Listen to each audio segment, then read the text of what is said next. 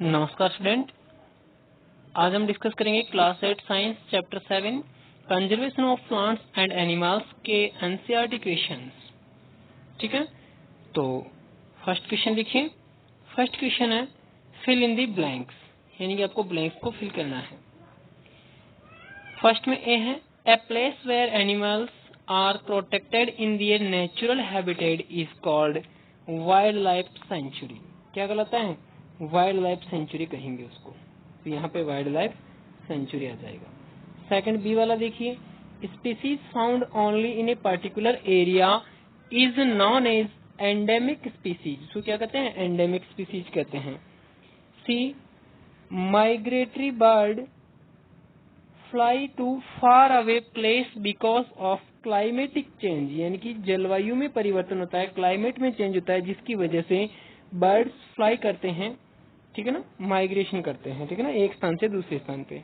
And second question है differentiate between the following, यानी कि डिफरेंशिएट करना आपको किस किस को एक के अंदर करना है, wild life sanctuary and biosphere reserve.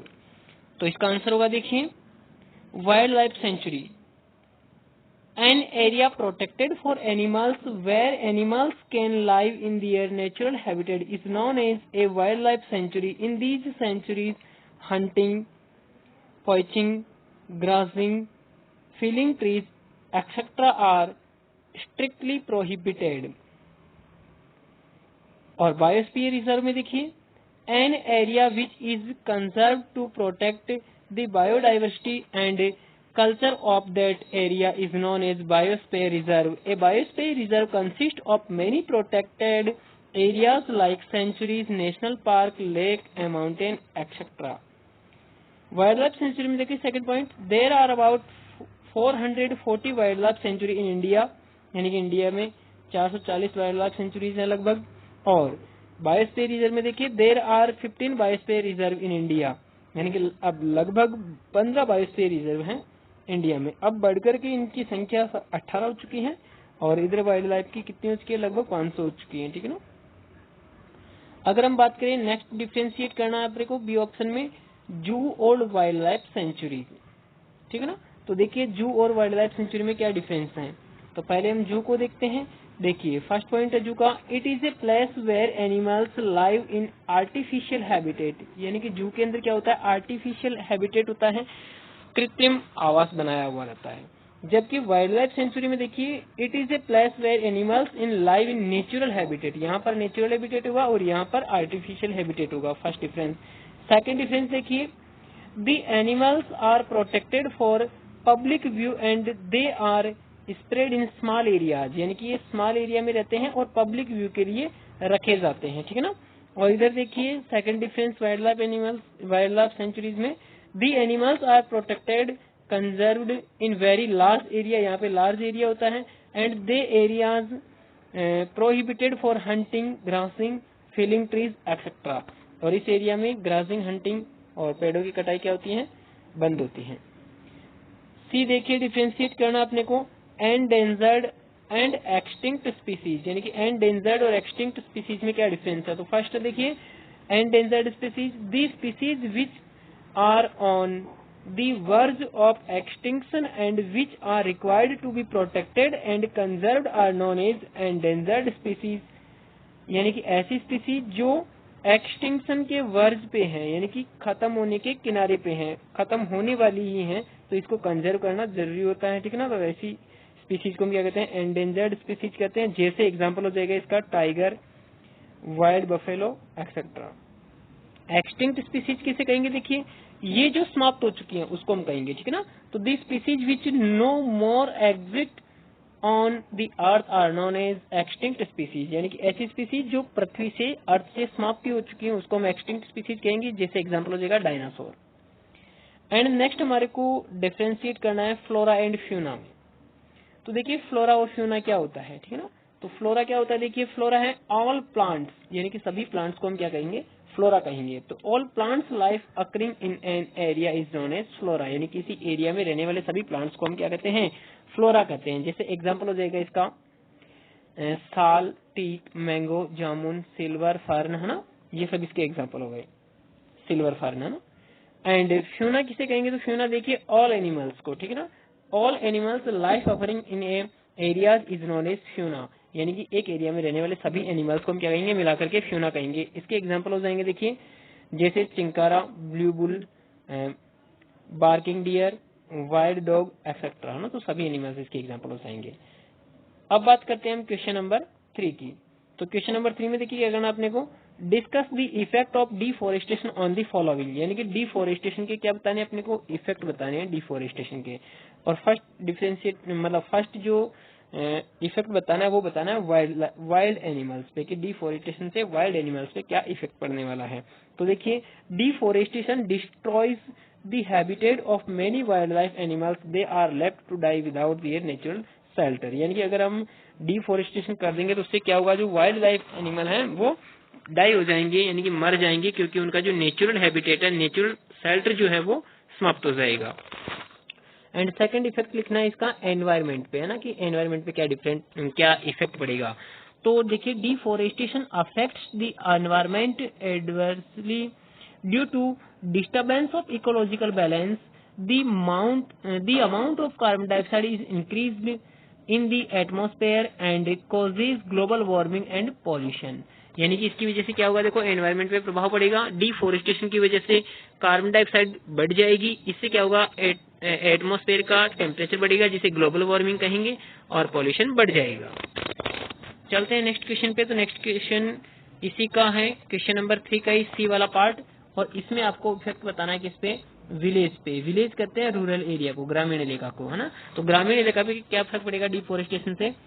तो the rural area depend on the forest for fuel, fruits, wood, यानी कि लकड़ी के लिए, फ्यूल के लिए, फ्रूट्स के लिए जो ग्रामीण होते हैं वो सब फॉरेस्ट पे डिपेंड होते हैं। यदि हम डिफोरेस्टेशन कर देंगे तो इससे क्या होगा, deforestation has reduce their resource and the uninhabited animals are also a danger for the villagers. तो अगर हम जंगल को नष्ट कर देंगे, डिफोरेस्टेशन कर देंगे, तो क्या होगा, इससे क्या होगा, जो ग्रामीण हैं उनके रिसोर्सेज कम हो जाएंगे, एंड जो जंगली जानवर हैं वो गाँव की तरफ आ जाएंगे। नेक्स्ट जो इफेक्ट लिखना है वो लिखना है सिटीज पे, कि सिटी पे क्या प्रभाव पड़ेगा, अर्बन एरिया कहते हैं इसको, शहरी इलाका। तो deforestation does not affect the life of cities directly, यानी कि डायरेक्ट तो ये प्रभावित नहीं करते सिटी को, but change in climate affect cities, यानी कि लेकिन क्लाइमेट को चेंज होने से सिटीज पे प्रभाव पड़ता है इनडायरेक्टली, और जलवायु परिवर्तन होता है यहाँ का। और क्लामिटीज का मतलब प्राकृतिक आपदा, विपदा, कोई भी प्राकृतिक आपदा, लाइक जैसे floods and drops do not spare cities, यानी कि जो बाढ़ होती है, सूखा होता है, वो सिटी को भी नहीं छोड़ता है, सिटी को भी प्रभावित करता है, वहां पे भी इसका प्रभाव पड़ता है। नेक्स्ट इफेक्ट लिखना अपने को अर्थ पे, यानी कि पूरी अर्थ पे डिफोरेस्टेशन से क्या प्रभाव पड़ेगा। तो डिफोरेस्टेशन इफेक्ट्स द अर्थ, यानी कि पूरी अर्थ को ये प्रभावित करता है। The fertile land of earth is converted into desert and its temperature rises, यानी कि क्या होता है, डिफोरेस्टेशन से जो लैंड होगी वो फर्टाइल लैंड है वो तो बह जाएगी, कन्वर्ट हो जाएगी किसमें, डेजर्ट में, एंड इट्स टेम्परेचर राइजेज, और तापमान बढ़ जाएगा। The ground water level also gets lowered, यानी कि जो ग्राउंड वाटर का लेवल है वो कम हो जाएगा, ठीक है ना, नीचे चला जाएगा। And it changes it's climate and environment, जिससे क्या होगा, क्लाइमेट यानी कि जलवायु और वातावरण, पर्यावरण प्रभावित होगा, चेंज हो जाएगा। एंड नेक्स्ट इफेक्ट लिखना है दी नेक्स्ट जनरेशन पे। तो नेक्स्ट जनरेशन पे क्या प्रभाव पड़ेगा।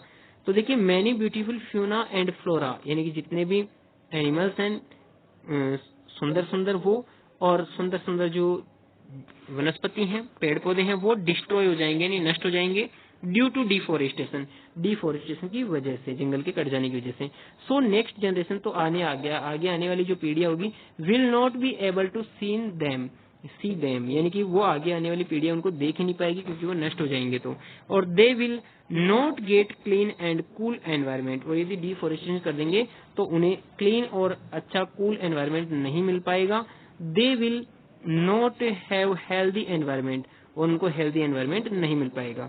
चलते हैं नेक्स्ट क्वेश्चन पे। नेक्स्ट क्वेश्चन है व्हाट विल हैपन इफ, यानी कि क्या होगा यदि,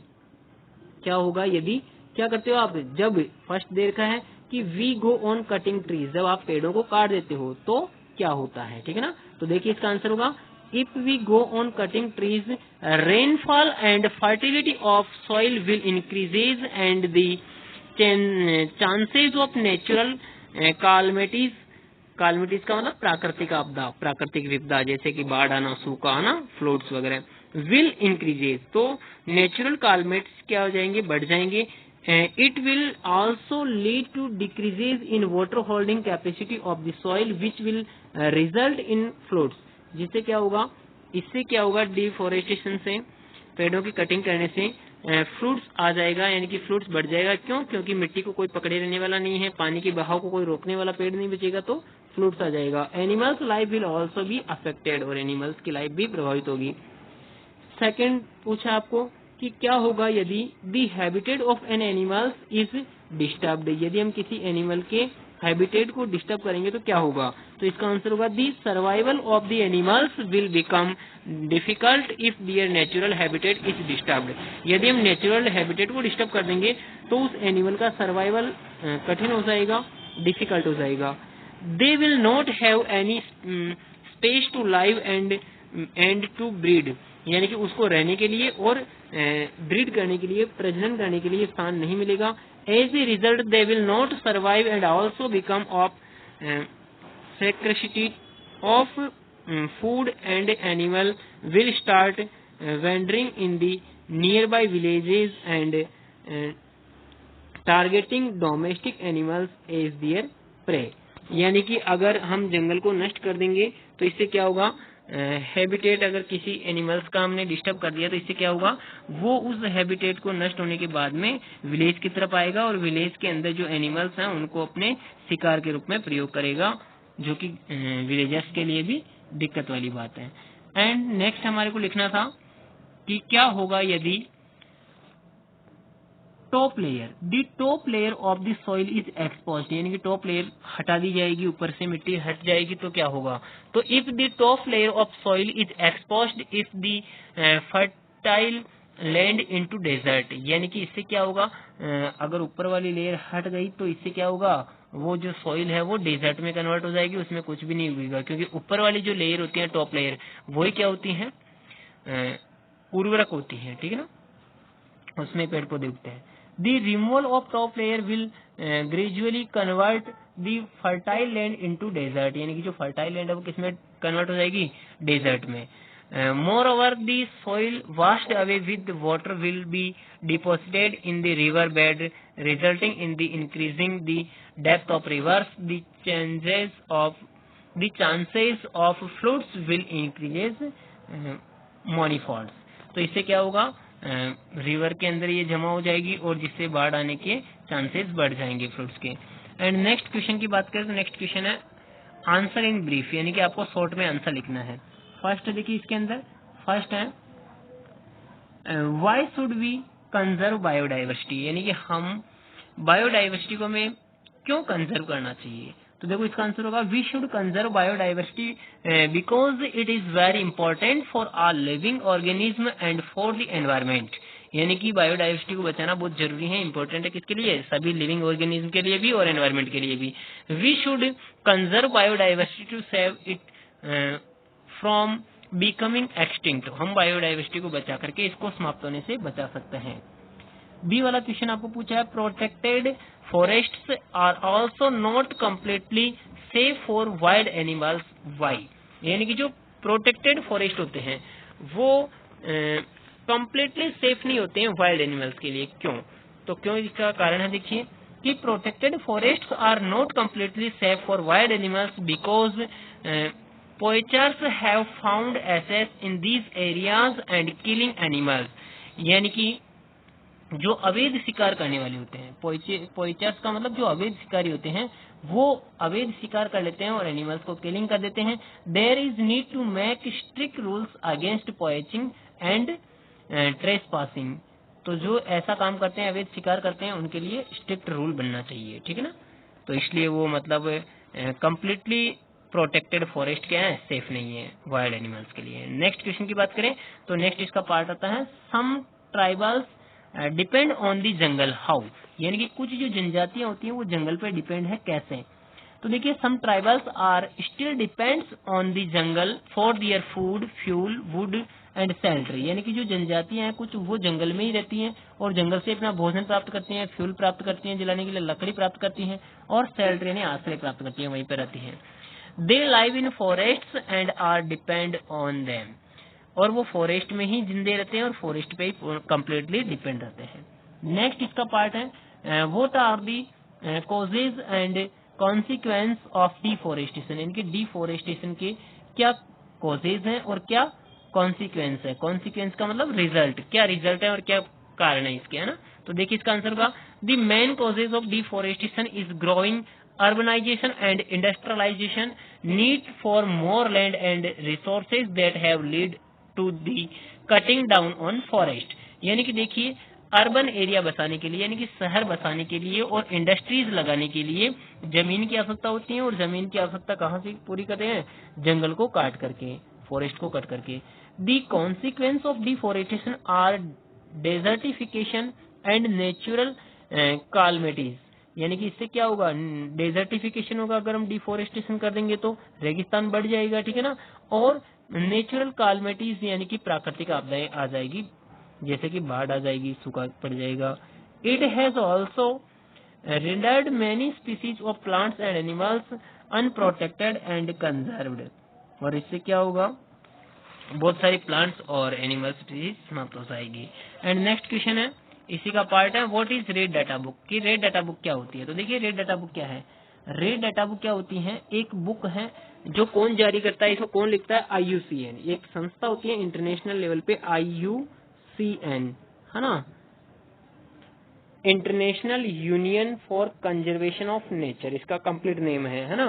तो ये IUCN एक संस्था है जो क्या करती है, रेड डाटा बुक लिखती है, ठीक है ना।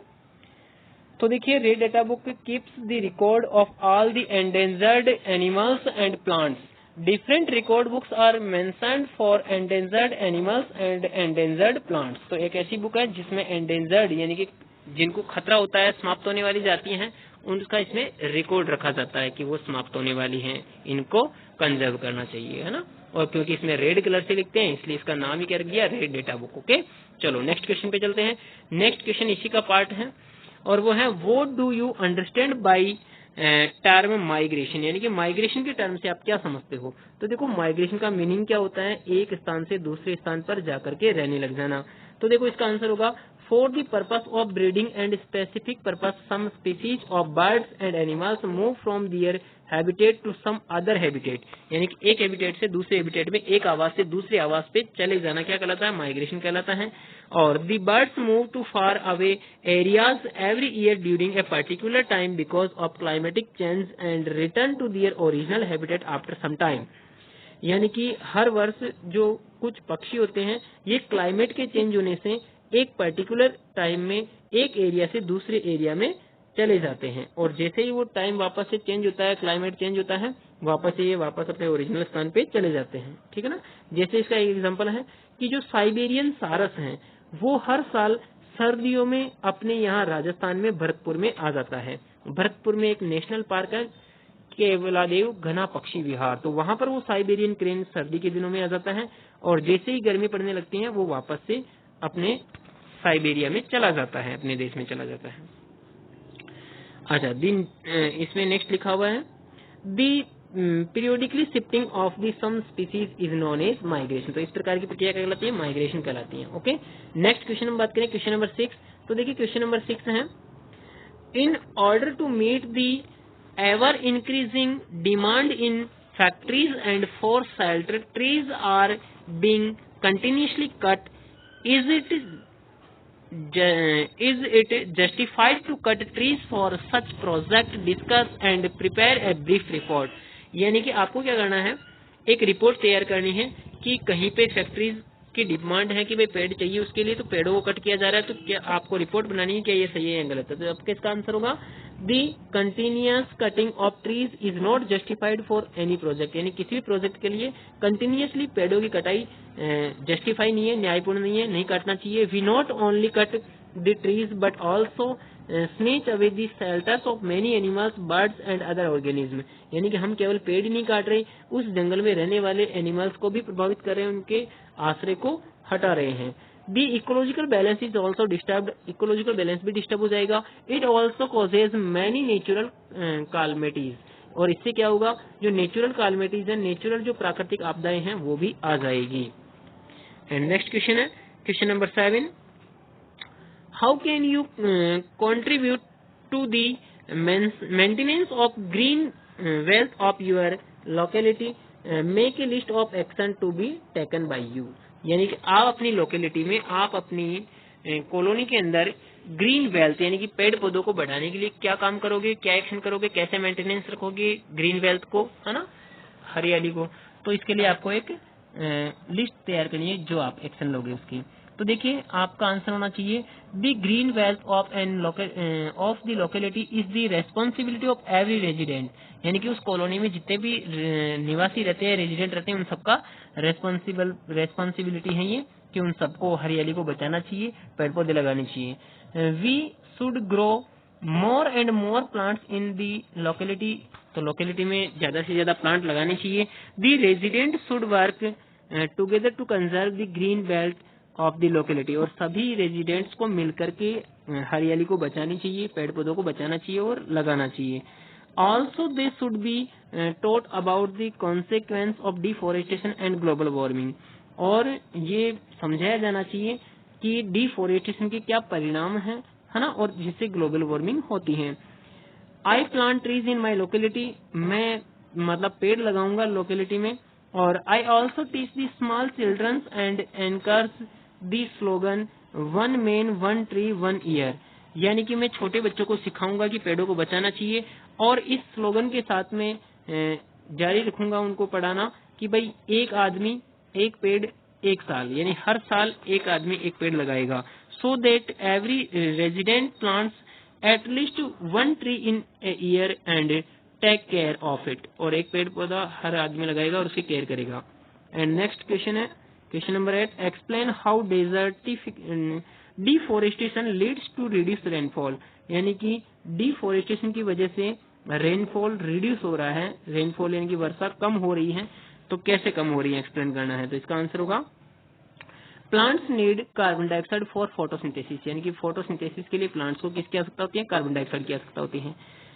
फेवर ट्रीज, यानी कि अगर पेड़ पौधे कम हो जाएंगे तो would mean that less carbon dioxide will be used up resulting in its increased amount in the atmosphere, यानी पेड़ कम हो जाएंगे तो कम कार्बन डाइऑक्साइड यूज में आएगी, जिससे क्या हो जाएगी, एटमॉस्फेयर में कार्बन डाइऑक्साइड का अमाउंट बढ़ जाएगा. They will lead to global warming as carbon dioxide trap the heat ray reflected by the earth, और इससे क्या होगा, ग्लोबल वार्मिंग बढ़ेगी, क्योंकि कार्बन डाइऑक्साइड क्या करती हैं, हीट को ट्रैप कर लेती हैं, हीट को पकड़ लेती हैं, जो कि अर्थ से वापस रिफ्लेक्टेड होती है उसको. The increases in temperature on the earth disturb the water cycle and may reduce rainfall, और इससे क्या होगा, वाटर साइकिल भी डिस्टर्ब हो जाएगा और जिससे रेनफॉल रिड्यूस हो जाएगा, रेनफॉल कम हो जाएगी. एंड क्वेश्चन नंबर 9 है, देखिए क्वेश्चन नंबर 9 है find out the about national park in your state, यानी कि आपके स्टेट में कौन कौन से नेशनल पार्क हैं, इनको फाइंड आउट करना है. And identify so their location on the outline map of India, और इंडिया के मैप पे उसको लोकेशन को बताना है. तो वैसे देखो इसका आंसर अपने आप को खुद को ही करना था, लेकिन मैं बता देता हूँ आपको, नेक्स्ट पेज पे है, तो पहले हम इसका आंसर देख लेते हैं. तो क्वेश्चन नंबर 10 बाद में करेंगे, पहले देखो क्वेश्चन नंबर 9 का आंसर. तो क्वेश्चन नंबर 9 का आंसर देखिए, हम कौन सी स्टेट में रहते हैं, राजस्थान में. तो अवर स्टेट राजस्थान, और राजस्थान में 3 नेशनल पार्क है. तो 3 नेशनल पार्क इन राजस्थान. देखो कौन से नेशनल पार्क है, वो कहाँ पर, उनकी लोकेशन क्या है. तो नेशनल पार्क का नाम पहले लिखा हुआ है और फिर लिखा हुआ है उसका लोकेशन या डिस्ट्रिक्ट कौन सा है. तो देखिए फर्स्ट है रणथंबोर, ये रणथंबोर कौन सी डिस्ट्रिक्ट में है, सवाई माधोपुर डिस्ट्रिक्ट में है, ठीक है ना, ये नेशनल पार्क है. और सेकंड जो नेशनल पार्क है वो है केलादेव घना पक्षी विहार, केवलादेव घना पक्षी विहार, ठीक है ना, ये कहाँ पे है, भरतपुर डिस्ट्रिक्ट पे है. एंड नेक्स्ट तीसरा जो है वो है मुकुंदरा हिल्स, ये मुकुंदरा हिल्स कोटा डिस्ट्रिक्ट में यानी कोटा के अंदर हैं। तो ये 3 नेशनल पार्क हो गए और इनका लोकेशन हो गया। अगर अब वापस हम क्वेश्चन नंबर 10 पे चलते हैं, 9 का आंसर हो गया। अब क्वेश्चन नंबर 10 देखिए, क्वेश्चन नंबर 10 है why should paper be saved, यानी कि पेपर को सेव क्यों करना चाहिए। Prepare a list of way by which you can save paper, और पेपर को सेव करने के लिए कौन कौन से वे हैं इनकी एक लिस्ट तैयार करो। तो आपका आंसर होगा paper is used in our day to day life, यानी कि लाइफ में प्रत्येक दिन पेपर का यूज होता है। Thousand of trees are cut to fulfil the demand of paper, यानी कि पेपर बनाने के लिए कई सारे हजारों पेड़ों को काटा जाता है। If the trees are being cut for paper, यानी कि पेपर बनाने के लिए ट्री को काटा जाएगा ऐसे ही लगातार, तो देयर में one day will be left with no trees, और तो एक दिन ऐसा आएगा कि पेड़ बचेंगे ही नहीं। So paper should be saved and should be used intelligently. तो इस प्रकार से क्या करना चाहिए, मतलब पेपर को हमें इंटेलिजेंटली यूज करना चाहिए, सोच समझ करके यूज करना चाहिए। The way by which we can save paper are, यानी हम कौन कौन से तरीके से पेपर को बचा सकते हैं, तो वो तरीके हैं देखिए कुछ। देखिए फर्स्ट तरीका है we should recycle the waste paper, यानी कि हम वेस्ट पेपर को वापस से क्या कर सकते हैं, रिसाइकिल कर सकते हैं। सेकंड वे कौन सा है, we should not litter paper here and there, यानी कि हमें पेपर को इधर उधर वेस्ट फेंकना नहीं चाहिए, ठीक है ना। और थर्ड वे क्या है कि paper should be sent through proper channel for recycling, paper को रिसाइकलिंग के लिए प्रॉपर रूप से भेजना चाहिए। एंड फोर्थ वे है we should not tear our old book and notebook, और इनको क्या करना चाहिए, मतलब नोटबुक को टीयर नहीं करना चाहिए, यानी फाड़ना नहीं चाहिए, और इनको डोनेट कर देना चाहिए। किसको, donate it to poor children, यानी कि गरीब बच्चों में इसको डोनेट कर देना चाहिए ताकि वो इसको रीयूज कर सकें और इसका यूज करके वो अपनी स्टडी कर सकें। एंड नेक्स्ट वे है we should encourage buying recycled paper products, और हमें क्या करना चाहिए, रिसाइकल्ड जो पेपर होते हैं, रिसाइकलिंग पेपर प्रोडक्ट्स, उनको खरीदना चाहिए, उनको यूज में लेना चाहिए। एंड लास्ट में है we should avoid taking paper bags from the shop, instead we should carry jute bag, यानी कि हमारे को पेपर से बने हुए बैग का यूज नहीं करना चाहिए और हमारे को जूट से बने हुए बैग का यूज करना चाहिए। ठीक है, तो ये कुछ वे थे पेपर को सेव करने के। क्वेश्चन नंबर 9 का आंसर मैं पहले देख लिया था। एंड लास्ट अब क्वेश्चन नंबर 11। तो क्वेश्चन नंबर 11 में देखिए कंप्लीट दी वर्ड पजल, इस वर्ड पजल को कंप्लीट करना था। और इस वर्ड पजल में क्या लिखना था, देखिए डाउन में लिखना था आपको फर्स्ट नंबर पे कि species on the verge of extinction, extinction के किनारे पे जो स्पीसीज है उसको हम क्या कहते हैं, तो वो लिखना था इसमें। तो इसको कहते हैं हम एंडेंजर्ड स्पीसीज, ठीक है ना। Second, a book carrying information about endangered species, एक ऐसी बुक जो एंडेंजर्ड स्पीसीज के बारे में आपको इन्फॉर्मेशन देती है, उसको रेड डेटा बुक कहते हैं। क्या कहते हैं, red data book. And down में ही 5th नंबर पे लिखना था आपको कॉन्सिक्वेंस ऑफ डिफॉरेस्टेशन, तो डिफॉरेस्टेशन का कॉन्सिक्वेंस क्या है, रिजल्ट क्या है, इससे क्या हो जाएगा, डेजर्टेशन हो जाएगा, यानी कि डेजर्ट हो जाएगा, ठीक है ना, रेगिस्तान बन जाएगा। एंड इसमें एक्रोस में क्या लिखना था, देखिए एक्रोस में लिखना है स्पीसीज विच हैव वेनिस्ड, यानी कि ऐसी स्पीसीज जो समाप्त हो चुकी हैं, तो इसको हम क्या कहेंगे, एक्सटिंक्ट कहेंगे। एंड थर्ड नंबर पे लिखना था species found only in a particular area, तो इसको हम एंडेमिक स्पीसीज कहेंगे। और फोर्थ नंबर पे है variety of plants animals and micro organism found in an area, एक एरिया में एनिमल्स, प्लांट्स और माइक्रो ऑर्गेनिज्म की जो वेराइटी होती है इसको हम बायोडाइवर्सिटी कहते हैं। तो ये सब आपको लिखना है, इसका आंसर मैंने बता दिया आपको और ये यहाँ पर लिखा हुआ भी है, तो आप इसको देख लीजिए। फर्स्ट नंबर पे है डाउन के अंदर एंडेंजर्ड, सेकंड नंबर पे रेड डेटा बुक और 5 नंबर पे है डेजर्ट्स। एंड एक्रॉस के अंदर है देखिए फर्स्ट नंबर पे है एक्सटिंक्ट, थर्ड नंबर पे है एंडेमिक और फोर्थ नंबर पे है बायोडाइवर्सिटी। Okay, thanks.